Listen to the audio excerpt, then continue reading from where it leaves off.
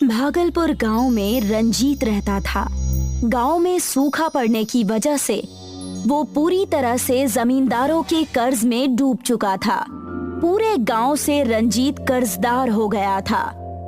अनपढ़ और नाकामयाब होने की वजह से रंजीत शहर जाकर गांव वालों से छुपकर भीख मांगकर अपना गुजारा करता था। अपने गांव से निकलते ही भिखारी के वेश में आकर वो शहर चला जाता। भगवान के नाम पर दे दो बेटा, बहुत बूढ़ा हो गया हूँ, गरीब भी हूँ। ठीक ठाक तो दिख रहे हो, जाकर काम क्यों नहीं कर लेते? बेटे अगर कुछ देना है तो दो, वरना रास्ता नापो। रंजीत हमेशा ऐसा ही करता। हमेशा गांव से शहर आकर सड़कों और तरह तरह की जगहों पर भीख मांगता और अपने दिन की कमाई करके गांव चला जाता। जमींदार साहब, वो देखिए, वहाँ से रंजीत आ रहा है। उससे अपने खेत का ब्याज मांग लीजिए, वरना कल सुबह फिर से भाग जाएगा। तुमने सही कहा। अब तो ये मेरे सोने के बाद गांव आता है और मेरे उठने से पहले गायब हो जाता है। जमींदार और मुंशी रंजीत के घर आ पहुँचते हैं। आज तुम्हारे दर्शन हुए हैं मालिक।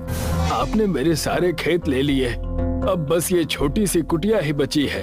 आप इसे भी हथियाना चाहते हैं? तुम ब्याज नहीं भरोगे तो हम सब ले लेंगे, इस घर को भी। ये लीजिए आपके ब्याज के पैसे, और अगले महीने मैं पूरे पैसे देकर अपना खेत छुड़ा लूंगा। रंजीत के हाथ में पैसे देखकर दोनों भौचक्के रह गए। जमींदार ने पैसे लिए और घर की चौखट से गुस्से से चला गया। इसके पास इतने पैसे आए कहां से? और भाव ताव से तो पता चल रहा है कि ये कोई गांव का बड़ा साहब हो। और बातें तो ऐसी कर रहा था कि ये सारी जमीनें खरीद लेगा हमसे। और ऐसा ही सिलसिला चलता रहा। रंजीत हमेशा गांव से सुबह शहर के लिए वेश बदल कर निकल जाता और शहर जाकर फिर से भिखारी बनकर भीख मांगकर पैसे जमा करता। एक दिन जमींदार अपनी पत्नी मंगला को शहर में समंदर दिखाने के लिए लेकर गया हुआ था। वहां जाकर जमींदार ने देखा कि रंजीत भीख मांग रहा था। तुम मुझे एक दोगे, भगवान तुम्हें 10,000 देगा। अच्छा, तो ये है तुम्हारा नया खेल। गांव में बड़े ठाट बाट से घूमते हो और यहाँ आकर भीख मांगते हो। कृपा करें मालिक, कृपा करें, ऐसा ना करें। मैं ये बस अपना घर चलाने के लिए करता हूँ। मैंने आपके पूरे पैसे इकट्ठे कर लिए हैं और मैं जल्द से जल्द आपके पास आने ही वाला था। तुम बस गांव चलो और वहाँ चलकर देखना, तुम्हारा रहना दुश्वार हो जाएगा।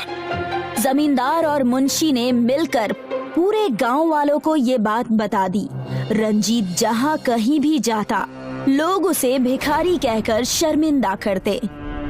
अरे वो देखो, गांव के सबसे बड़े भिखारी गांव में आ रहे हैं। हाँ हाँ, जल्दी से जेब से चिल्लर निकालो, इन्हें भीख भी तो देनी है हमें। पूरे गांव से रंजीत अपने भिखारी होने के ताने सुन सुनकर थक हार कर परेशान होकर भागलपुर गांव छोड़कर चला जाता है। उस जमींदार ने मेरी जमीन ले ली, मेरा घर ले लिया, मेरा सब कुछ खत्म हो गया। भगवान ने अनाथ भेजा था।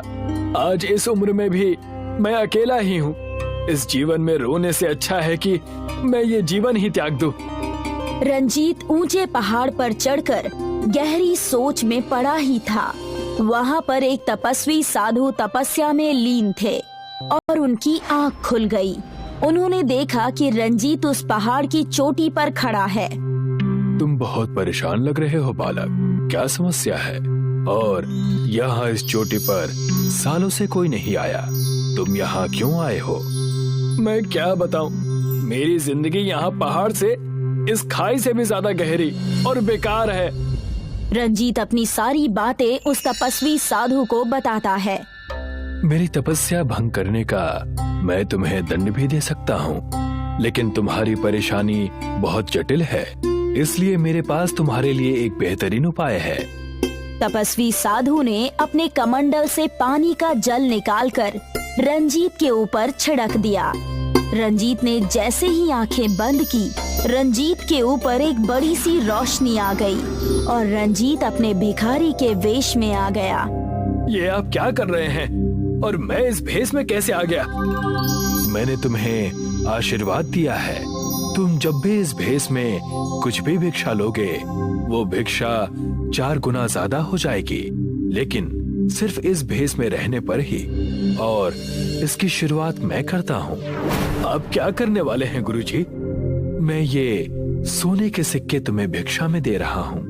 बहुत कम ऐसे होते हैं जिन्हें साधु भिक्षा देते हैं। मैं इसे तुम्हें आशीर्वाद के तौर पर दे रहा हूँ। मैं इसे एक सपना समझूं या क्या समझूं? ये मेरे साथ भगवान ने कैसा खेल खेला है, मुझे कुछ समझ में नहीं आ रहा। जैसे ही तपस्वी साधु ने एक सोने